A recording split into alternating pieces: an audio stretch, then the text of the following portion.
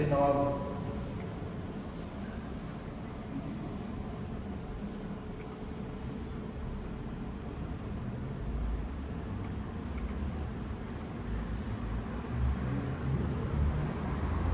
Eu quero falar uma coisinha antes de ler o Salmo e a gente lê ele do começo ao fim. Eu tenho pensado muito, minhas irmãs e meus irmãos, que a gente faz uma experiência de Deus e é como a gente foi ensinado mesmo, de um Deus fora de nós, um Deus que está distante de nós, que está conosco, mas que é esse absolutamente outro, que é esse... Quando a gente fala com Deus, a gente geralmente levanta os olhos para o céu.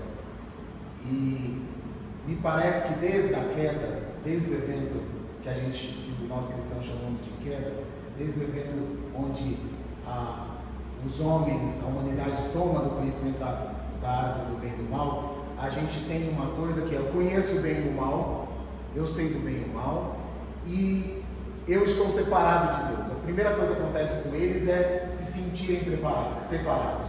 A ideia de se sentir nu, e eles viram que estavam nus, não é a ideia de sexualidade.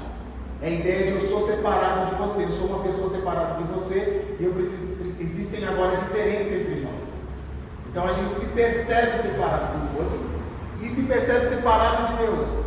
E a gente vai fazer uma experiência de separação, embora Deus, como eu repeti aqui acho que a semana passada, Deus já propicia para si a redenção, a gente sempre tem uma sensação de que Deus está lá e a gente está aqui.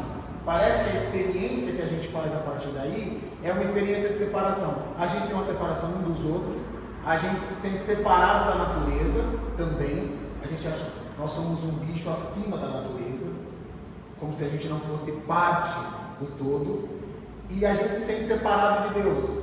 E aí eu me lembrei também de Jacó, que tem aquela experiência que quando ele sai da casa dos pais dele e vai para a casa dos tios e vai para a família da mãe, ele está saindo e à noite ele tem um sonho.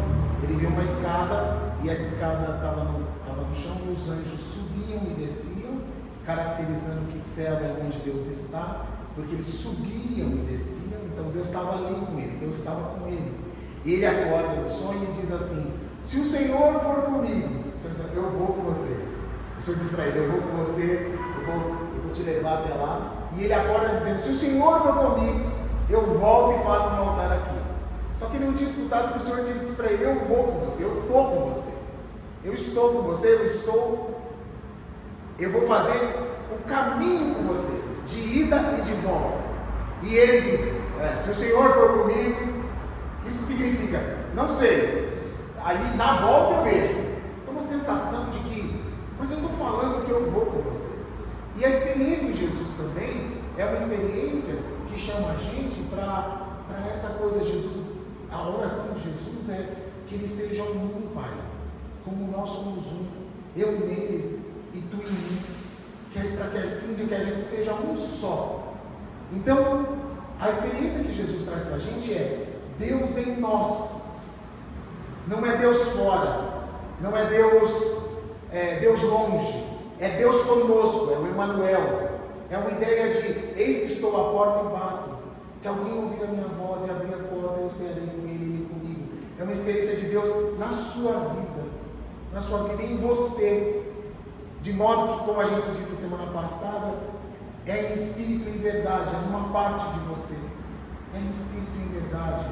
Olha, o lugar de habitação do Senhor é na gente. O lugar de habitação do Senhor é na igreja, é no corpo místico de Cristo e é em cada um de nós. E a gente, eu quando eu era criança, lembrando disso hoje, quando eu era criança, eu tinha sempre, criança e depois adolescente, eu sempre tive medo de Deus. Deus sempre foi um olhar persecutório.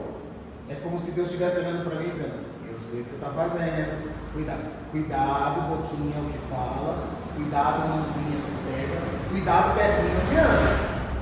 E até a juventude, eu saía de casa com essa sensação assim, juventude, já com 23 anos, eu saía de casa com essa sensação de que Deus estava olhando para mim, e que esse olhar para mim não era um olhar de: ô Sérgio, eu estou com você hoje, vamos lá, meu filho, vamos lá para mais um dia, meu filho querido. Era assim: estou de olho em você, estou de olho em você, você se comporta. De modo que Deus é muito parecido com a minha mãe.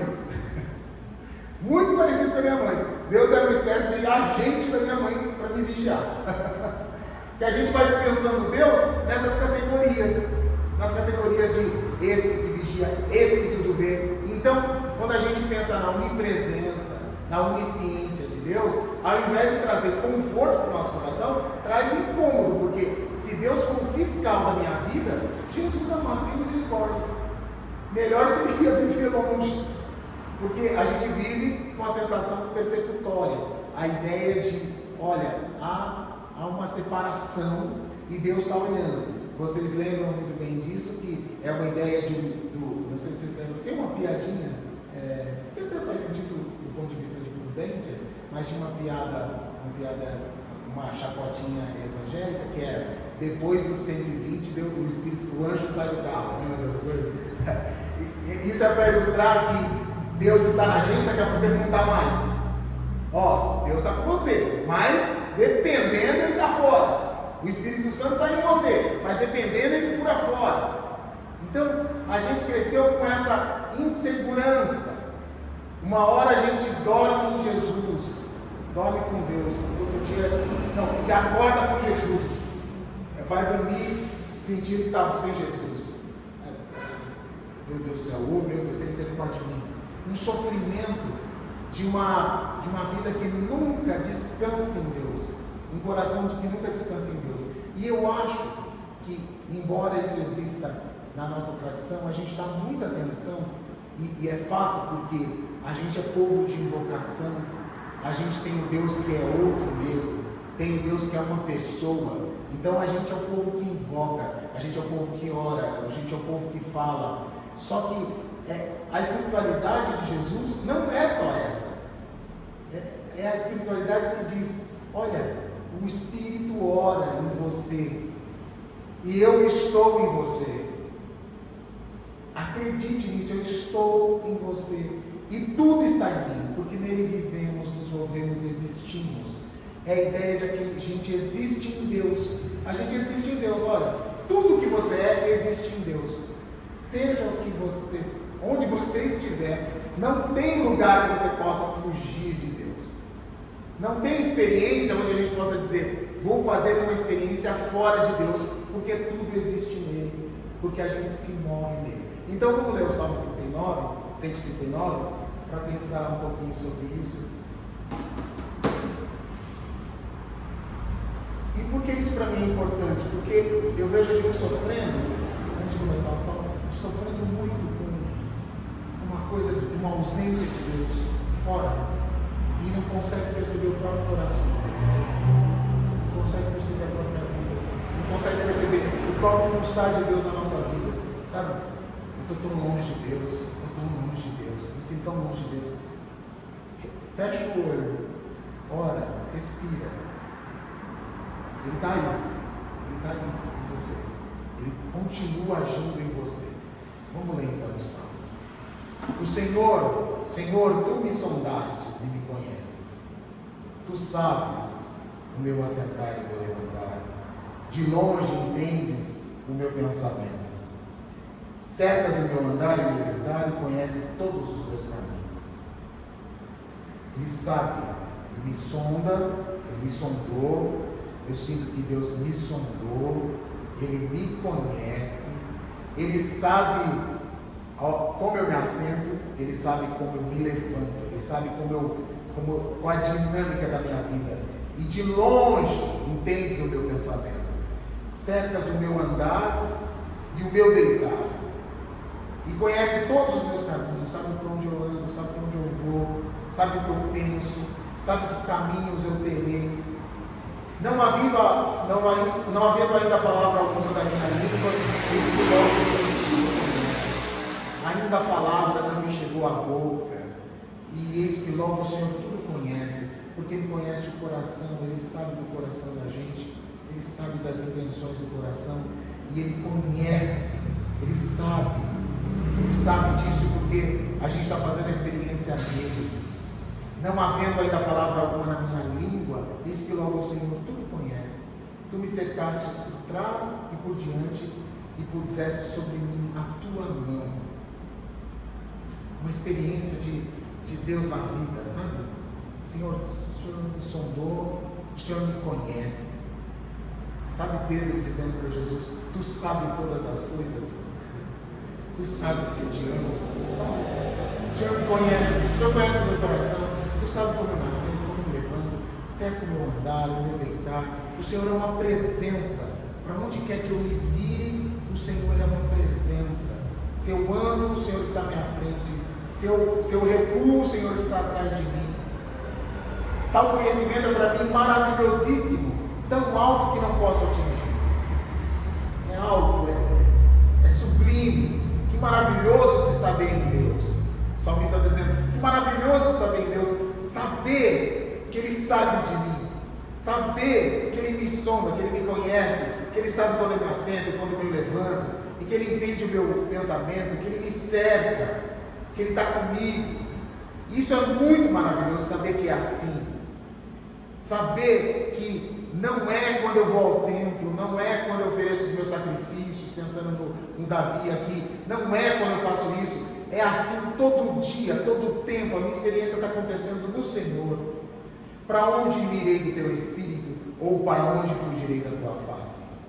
E aqui ele começa uma outra dinâmica, porque eu diria que muitas vezes a experiência do amor de Deus e a experiência de qualquer amor pode ser sufocante. Para onde eu fugirei do teu Espírito? Para onde eu fugirei? E eu queria pegar isso como essa pergunta dele, essa questão, e ler a entrelinha, que é assim: puxa, tem horas que a gente quer estar afastado de Deus, tem hora que a gente quer uns 3 meses de tranquilidade, para chutar um balde, para fazer coisas que eu gostaria de fazer. Uma ideia, principalmente quando a gente associa isso à nossa moralidade, uma ideia de, puxa, seria tão bom que o meu espírito fugisse, que eu pudesse ter alguma autonomia em relação a Deus. E ele diz, para onde eu fugirei da tua face? Se eu subir ao céu, lá tu estás. Se eu subir ao céu, lá tu estás. Versículo 8. Se eu subir ao céu, lá tu estás. Para onde eu vou fugir? E às vezes a gente quer fugir. Às vezes a gente quer mesmo dizer, isso aqui está insuportável, e parece que esse insuportável aqui tem a ver com Deus. Às vezes a vida está angustiada, você quer fugir da tua presença. Mas para onde eu fujo da tua face? Mas para onde eu fujo da tua face? Não dá para fugir da tua face. Se eu subir ao céu, lá tu estás. E se eu fizer a minha cama no inferno? Então eu vou para um lugar que Deus não pode estar. Eu vou para um lugar que Deus não pode estar. Vou fazer minha cama no inferno. Agora eu quero ver. Agora eu vou fazer minha cama no inferno e vou ver. Porque lá eu quero ver se ele está. Então, tu ali também estás. Ele vai. Você vai para onde? Estou indo para o inferno. Eu vou atrás de você. Eu estava me lembrando de um livro que eu li, de um teólogo francês, que ele conta a história de Jó. Ele escreve a história de Jó, e aí ele diz, quando o anjo chega, o anjo tentador chega, né, diante de Deus, Deus fala para ele assim: oi, meu anjo querido. E o anjo fica, ele estava escrevendo um romance, né, e o anjo fica com raiva. Oi, meu anjo querido, oi, meu querido, por onde você andou? E o anjo fica com raiva desse amor. Não me chame assim, não me chame de querido. Eu achei interessante porque é isso, é insuportável. Oi, meu anjo querido. Não me chama assim, não me chama desse jeito, não fala assim comigo. Eu vou montar minha cama no inferno. E ele diz: você vai para onde? Estou indo para o inferno. Então eu vou com você. E isso me lembra muito o Salmo 23, que é: ainda que eu ande pelo vale da sombra da morte, não temerei nenhum mal, porque tu, Senhor, está comigo, a tua vara e o teu cajado me consolam. Olha, eu vou andar por caminhos, vou botar minha cama no inferno, eu vou, tu ali também estás. É uma certeza da presença de Deus tão grande, uma certeza de que tudo está em Deus, que tudo existe nele, até o inferno existe nele.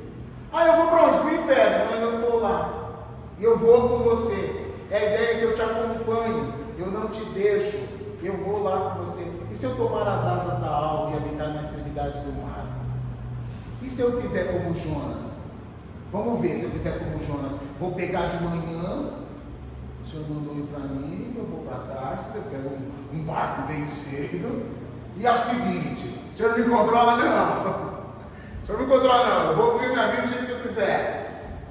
Você precisa ir para Nínive, seu caminho é para cá. Não, eu pego a alva da manhã, levanto bem cedo, monto a minha mala e vou para Tarsis. E quando eu estou no navio, indo para a extremidade do mar, eu vou para a extremidade do mar, começa a agitar as águas. E aí lançam sorte e precisam jogar Jonas no mar, Jonas ao mar. Jogam Jonas ao mar e ele é engolido por um peixe que o leva até Nínive.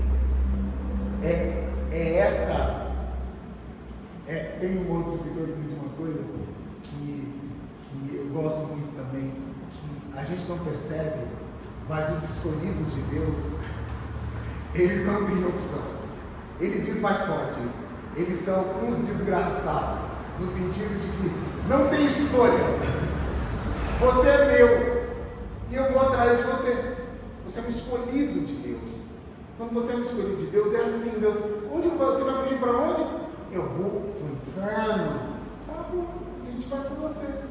Vamos ver o que você vai aprender lá nesse inferno que você está dizendo. Eu vou pegar um barco e fugir da tua presença, e vou habitar as extremidades do mar. Ele diz: até ali a tua mão me guiará. Vou para a extremidade do mar, e a mão dele que está guiando, e a tua destra me susterá. Você vai me deixar de pé, me sustém, me suporta. Aí ele exagera. E se eu disser, de certo as trevas me cobrirão, eu vou dizer assim: eu não quero mais saber de luz, o que eu quero é as trevas vão me cobrir. E a gente passa por momentos desses onde a gente baila com a morte, né? Quando a gente entra nas nossas depressões, que a gente diz: as trevas vão me cobrir. Eu não quero relação com nada. Eu quero morrer. Eu não quero nada. Ou quando a gente passa por essas coisas do tipo: eu não quero saber. Agora eu vou agir conforme o espírito das trevas. Então a noite será luz à roda de mim. A noite será luz à roda de mim. Eu vou me cobrir com trevas e a noite vai ser luz à roda de mim. Não tem saída. Nem ainda as trevas me cobrem de ti, mas a noite resplandece como o dia. As trevas e a luz são para ti a mesma coisa. Isso é uma das coisas mais bonitas e salvadoras para a alma da gente, porque a gente pensa que não, ou eu estou aqui ou eu estou aqui. Não, você é de Deus. Treva e luz para Ele são as mesmas coisas. Para ti, treva e luz. Você está na treva? Trevoso hoje? Você está trevoso? Então, eu estou aqui também. E para Ele, é como se a gente que tem a ilusão do bem e do mal, Ele está agindo. Treva e luz são a mesma coisa para Ele. Ele não se espanta. Uma coisa que eu aprendi com o Caio, que eu nunca esqueço, que é: você não é um susto para Deus. Isso salvou minha alma. Você não é um susto para Deus. Deus não está olhando para você dizendo: nossa, que escândalo, não aguento, eu não vou nem olhar. Você não é um susto para Deus. Não, mas só Deus conhece o meu coração. Ele conhece, Ele te sonda, Ele te conhece mesmo. Mas então você acha que é um susto para Deus? Deus vai se assustar com você? Você não é um susto para Deus. Luz e trevas para ti são a mesma coisa.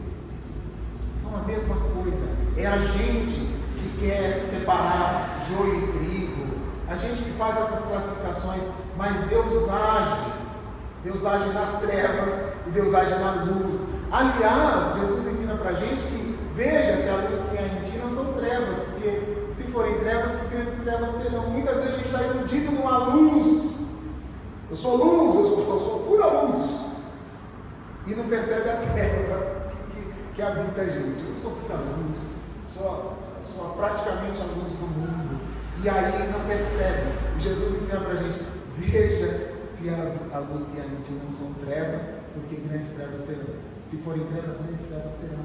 Porque o pior engano da gente é quando a gente pensa, e aliás, as grandes maldades foram cometidas em nome da virtude. Da virtude.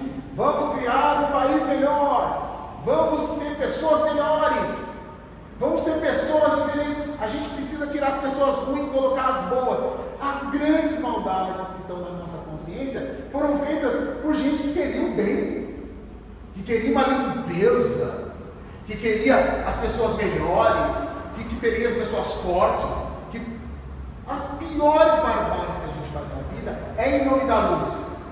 Olha, a gente está fazendo isso, arrasta mesmo, Senhor, limpa a tua igreja, limpa, Senhor, a tua igreja, tira todo pecado. E tira todo pecado é manda a gente embora, né? Manda a gente embora, meu Deus, que aqui só fiquem os santos, para a tua glória.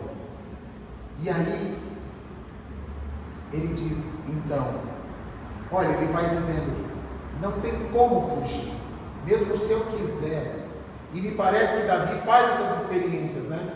Davi é o cara esse cara que erra, que peca, ele faz essas experiências de fuga, e ele sabe que Deus está com ele o tempo todo. Deus é mais que isso, é mais que Deus se apresenta a ele o tempo todo. Eu diria a vocês, e eu olho para a minha vida e digo, nossa, se não fosse Deus agiu de forma tão bondosa comigo, em tanta situação, que eu merecia, se fosse só por mim, eu merecia todas as punições. Deus age, Ele vem, cuida da gente. Aí ele diz, luzes e são para ti, luz e trevas e luz são para ti a mesma coisa, pois possuístes as minhas entranhas, cobriste-me no ventre da minha mãe. Aí ele vai falando desse período da criação, desse lugar que, olha, o Senhor que me fez. Se Deus foi que te fez, foi Deus que te desejou, fica tranquilo. O Senhor te possuiu nas entranhas. A gente fica pensando, ou é natural se pensar que quem me fez foi minha mãe e meu pai, mas tem uma vontade divina te fazendo. Mas eles fizeram por acaso, eles nem queriam. Foi um negócio mal feito, foi um negócio. Você não sabe que horror que foi a minha vinda ao mundo. Você não sabe.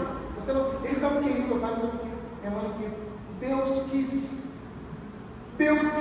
Mas foi tudo errado, mas estava tudo errado. Olha, o Senhor me possuiu nas minhas entranhas, cobriste-me no ventre da minha mãe. Olha isso. O Senhor está lá atuando desde o ventre da mãe. Tudo está acontecendo nele, né? Como eu estou repetindo. Eu te louvarei, porque de um modo assombroso e tão maravilhoso fui feito. Maravilhosas são as tuas obras, e minha alma sabe muito bem. Que coisa maravilhosa. Eu queria muito, eu desejo muito, eu tenho feito um caminho para fazer essa oração diariamente.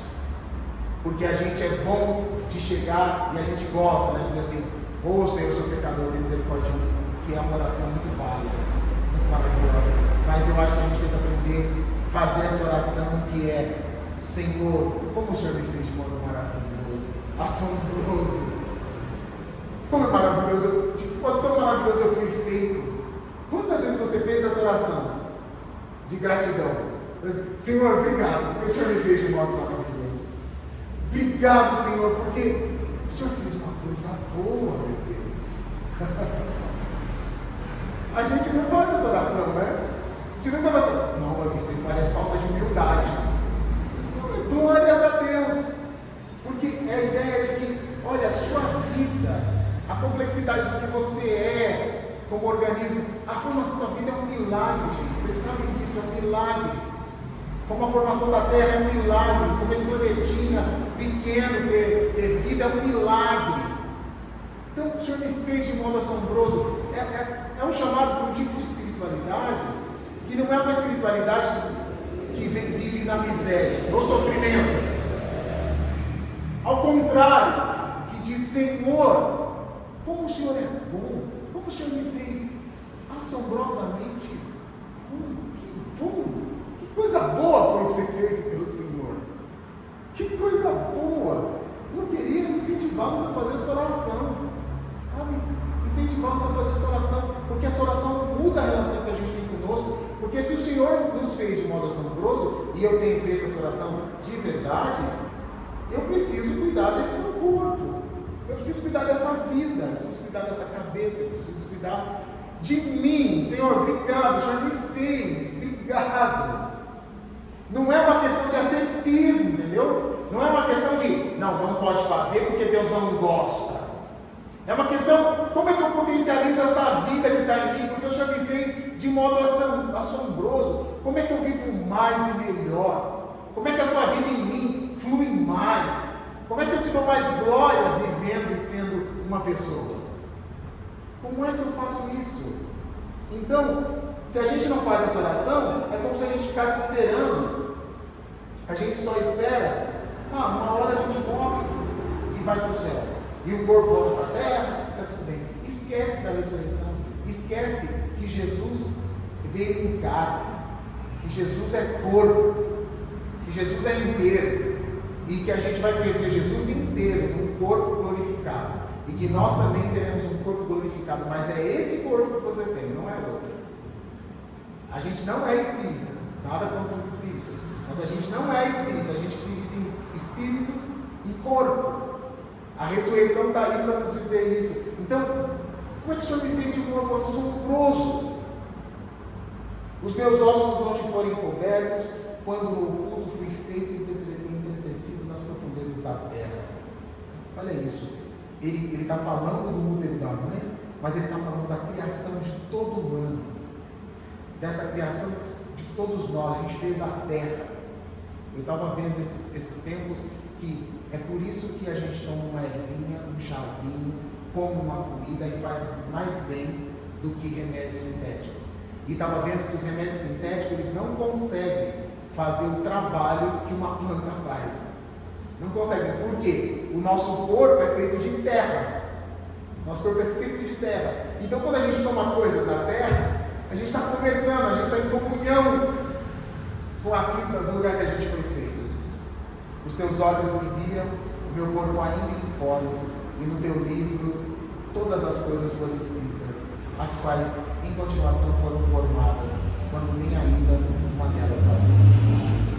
Quão preciosos me são, ó Deus, os teus pensamentos, quão grandes são as tuas coisas.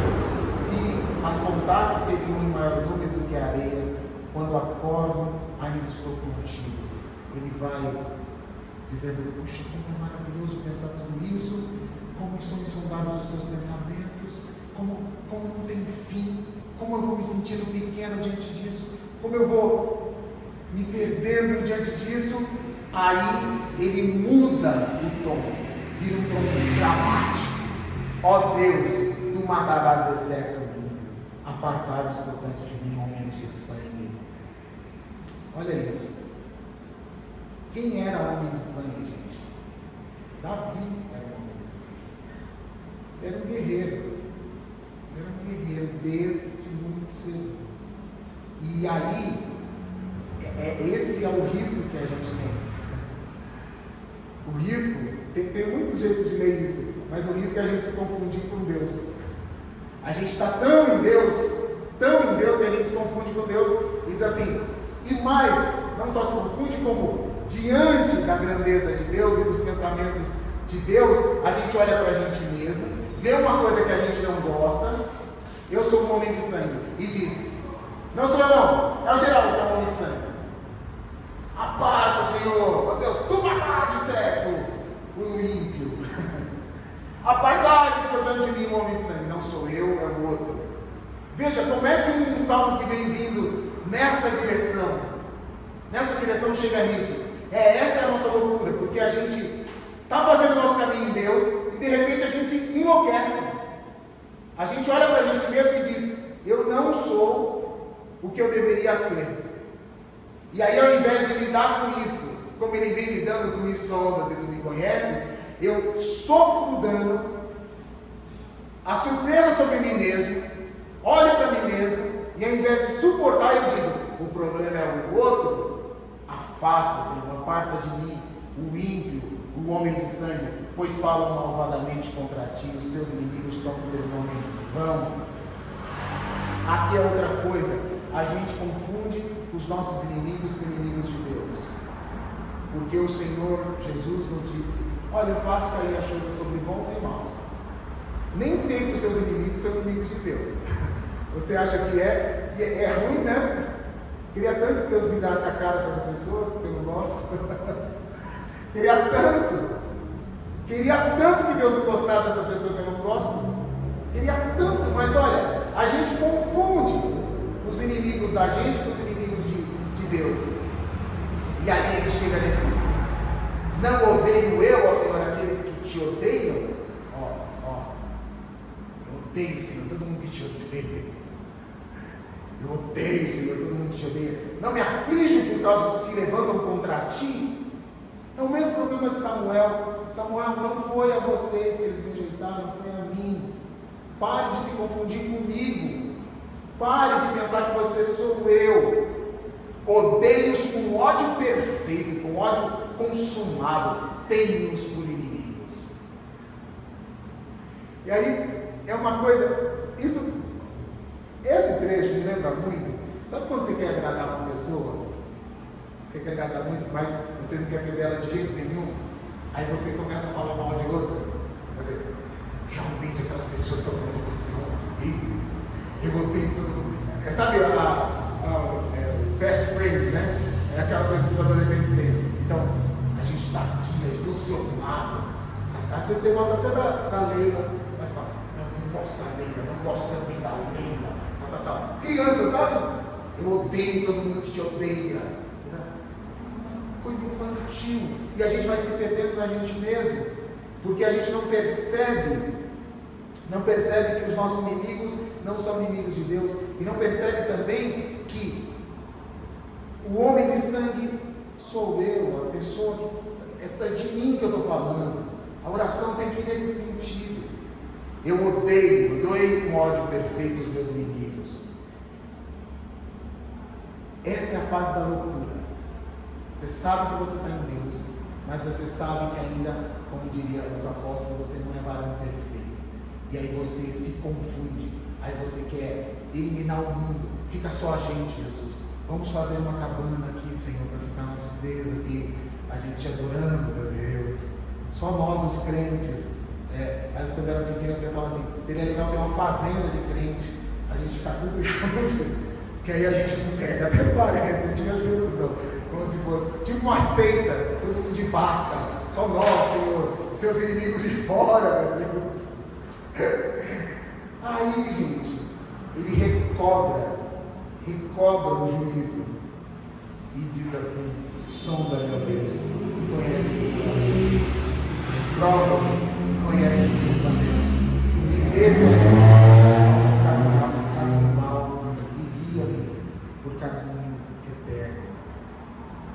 Ele recobra o juízo. Ele diz: eu acho que eu não estou pensando direito, eu acho que eu não estou pensando bem, eu acho que eu tenho que terminar esse salmo do jeito que eu comecei. Sonda-me, Senhor, sonda-me, meu Deus, conhece meu coração. Eu não sei se eu estou pensando direito. Prova e conhece os meus pensamentos. Prova, Senhor. Isso que eu estou falando faz sentido, meu Deus? Esse ódio que eu estou sentindo faz sentido mesmo? Vê se há em mim, Senhor, algum caminho mau, e guia-me pelo caminho eterno. Guia-me pelo caminho eterno. E diz: puxa, faz, Senhor, esse trabalho em mim. Sabe uma coisa de: eu sei que eu estou em Deus, eu sei que Ele está comigo, mas eu sei que eu sou eu nele. E eu sei que muito que eu penso não é conforme Ele. Então, essa deveria ser a nossa oração constante. Sempre que a gente tiver muita certeza sobre as coisas, principalmente quando a gente estiver tomado por esses afetos como ódio, como raiva, a gente lembra, sonda meu Deus,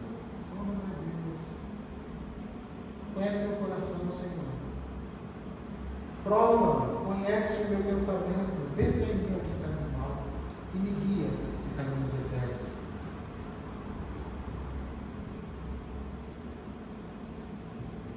Queria terminar dizendo que conhecer a Deus é participar da sua presença. Conhecer a Deus é participar da sua presença. É saber a sua presença. Conhecer a Deus não como um objeto fora, não como alguma coisa que a gente alcance, mas como uma experiência de dentro, uma experiência da vida, uma experiência de o Senhor está por aqui. Eu sei que eu sou eu, mas o Senhor está aqui comigo, o Senhor está aqui em mim. Sabe, conhecer a Deus participando da sua presença de Deus, se abrir os olhos para a presença de Deus, que está espalhada por toda a terra, que está em você. Não mais uma experiência de Deus um Deus fora, um Deus que fica, um Deus que sai, um Deus que se alegra, um Deus que vai embora. Experiência o tempo todo. E quando você está com ódio e raiva, e com tudo mais, com todas as trevas, Senhor, o Senhor está aqui também, né? Nessas trevas, eu estou com você. Saber que Ele está lá. Saber que Ele está lá. E minha oração, para a gente terminar, é: Senhor, Tu estás em mim, eu estou em Ti. Realiza a Tua boa vontade na minha vida nessa semana. E faz também que eu não me odeie pensando odiar os que são diferentes de mim. Senhor, Tu estás em mim, eu estou em Ti. Realiza a Tua vontade na minha vida nessa semana, nesse dia, nessa hora. E faz também que eu não me odeie pensando odiar os que são diferentes de mim. Amém, meu Jesus? Amém. Vamos orar por isso. Paizinho querido, Pai de toda graça, de todo amor, nos abençoe os nossos corações. Eu te peço, se algum irmão, irmã entrou aqui desejando ouvir uma outra coisa, uma outra palavra, e não foi atendido, que teu Espírito que fala, que continua falando de múltiplas formas, fale o coração do teu filho, da tua filha. Abençoe, Senhor. Obrigado por essa oportunidade, que a tua palavra encontre bom lugar no nosso coração, para a tua glória. Amém, meus irmãos.